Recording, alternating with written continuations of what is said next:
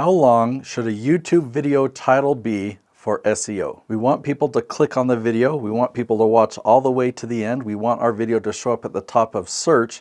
So what's the right answer? Is there anything that we can do to balance creativity with strategy? What if we have a boring title? Is there anything that we can do to increase the click-through rate? We're even going to talk about thumbnail text and what the best practices are for thumbnails.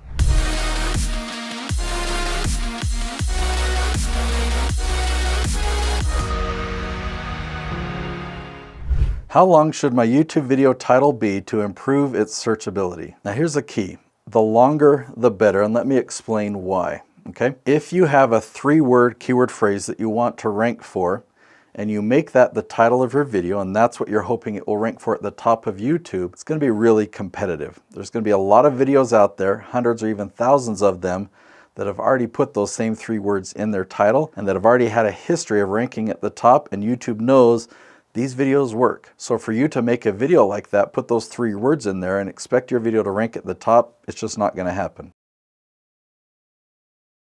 I'm actually going to show you how I do this, and this is so fun because it works so well. So Jason Schroeder, he wants to rank for construction business. That's what he helps. He helps construction workers, construction businesses. He provides coaching and consulting to them. But in the beginning, I mean, look at this column right here. In February of 24, he was ranking no for all of these questions. But he didn't just make a video on construction business or, make up some topic of construction business. We did keyword research and we found all of these questions, and this is the monthly search volume. So how to start a construction business, that 6-word question has 720 searches every single month on average. That one has 320, this one 170. As you scroll down, you see a lot of these that have 20 searches a month. Now, what I recommended to him and what I recommend for you is that you start with these. I call these the low-hanging fruit, the ones that have a lot of words that are really, really specific questions that just have a small, consistent amount of search traffic every month, whether it's 10, 20, or 30 searches a month. Start with those. And Jason did here. You see by July 11th, when I have this record here, we had turned a lot to yeses and to starting. A yes means we do this search and he's in the top 3, so we don't even have to scroll down on YouTube.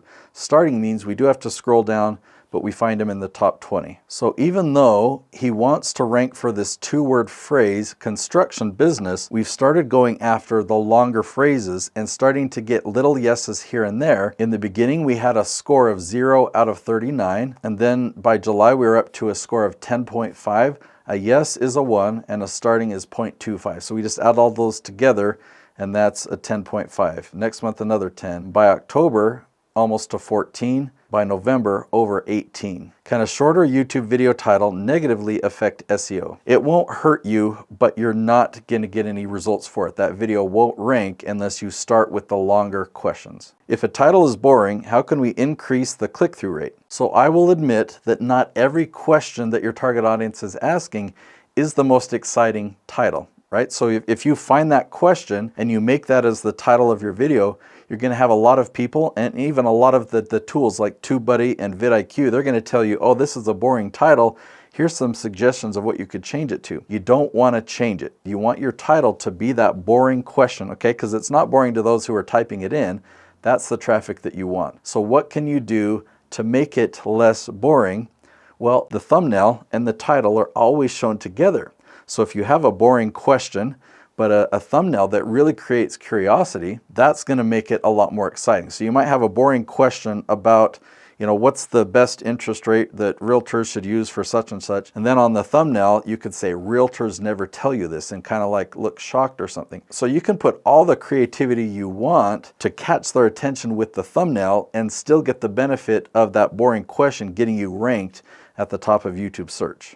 If you want to know more about how to get your videos to rank at the top of YouTube, and beyond that, if you'd like to know how to turn these views into leads for your business, I teach that strategy on another episode, so I'll link to it right here on YouTube. It's called my 3-video YouTube funnel for lead generation. You definitely need to check that video out next.